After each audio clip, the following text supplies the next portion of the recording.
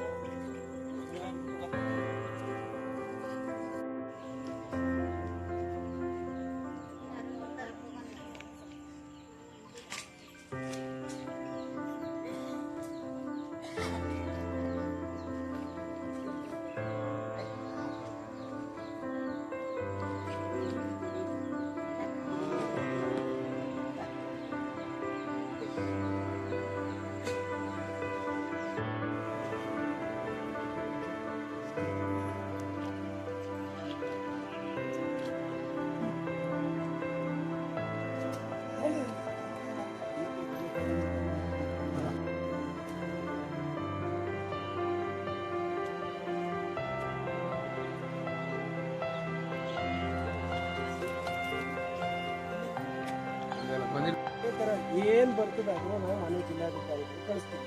ಅದಕ್ಕೂ ಮುಂಚಿತವಾಗಿ ಏನ್ ಕೋಳಿ ಮರಿಗಳನ್ನ ತಂದ್ರೆ ಆ ಮರಿಗಳನ್ನ ಎತ್ತಿಸ್ತೀವಿ. ಇದು ಹೇಳ್ತಾ ಇದೀವಲ್ಲ ತಹಸೀಲ್ದಾರ್ ಅವರೇ, ಅದಕ್ಕೆ ನಾವು ಏನ್ ಮಾಡ್ತೀವಿ, ಎತ್ತಿಸ್ತೀವಿ.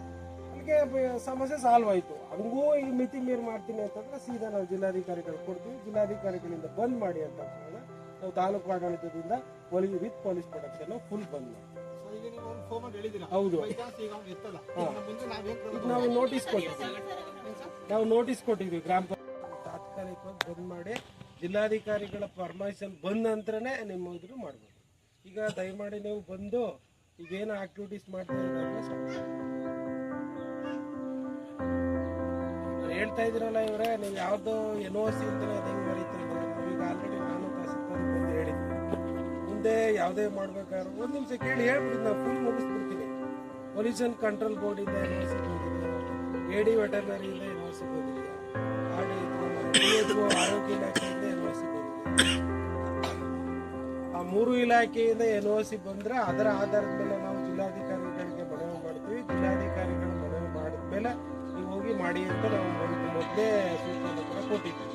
ಆದ್ರೂ ಕೂಡ ನೀವು ಈ ರೀತಿ ಮಾಡ್ತಾ ಇದ್ದೀರಿ. ದಯಮಾಡಿ ಸಾರ್ವಜನಿಕರ ಆರೋಗ್ಯ ದೊಡ್ಡದು.